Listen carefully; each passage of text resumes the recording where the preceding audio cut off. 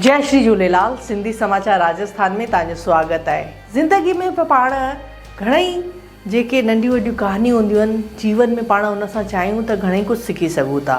जीअं कि पाण पतंग ऐं डोर खां बि चाहियूं त पाण घणेई कुझु सिखी सघूं था। पतंग उॾंदी आहे आसमान में, उनखे छा लॻंदो आहे कि मूंखे थोरी ॿी ढील ॾेई रखनि त मां पूरो आसमान तक छुई रखंदमि। अगरि उहा ई डोर उतां टुटी पए त उहा पतंग केतिरे हद तक मथे वेंदी, थोरे वक़्त तक वेंदी, पोइ धीरे धीरे हेठि अची करे उहा धराशायी थी वेंदी। एतिरो वधीक नथी उॾामी सघे छोकी उनजी डोर उन में रील में अटकियल आहे त उहो उॾामे पई। त पाण खे बि कई बार लॻंदो आहे पाण खे घर वारा रोकनि था, टोकनि था, असांखे हिननि जी ज़िम्मेदारियूं आहिनि ऐं असांखे ही करणु नथा ॾियनि।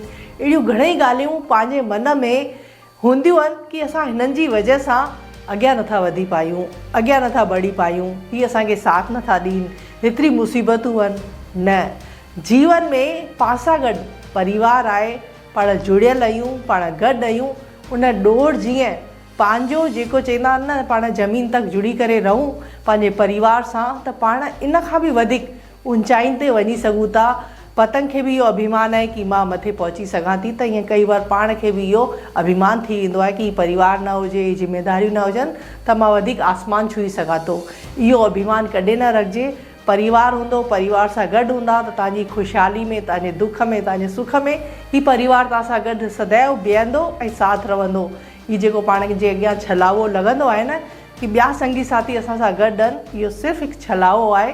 तव्हां सां गॾु सिर्फ़ु आहे न आहे केरु, तव्हांजो परिवार तव्हांजे सुख ऐं दुख में तव्हां सां गॾु उन डोर जीअं हमेशह ॿधियलु रहंदो आहे, तव्हांजो साथ कॾहिं न छॾंदो आहे। त इन लाइ इहो अभिमान न कजो, छोकी परिवार आहे त तव्हां बि आहियो। जय श्री झूलेलाल।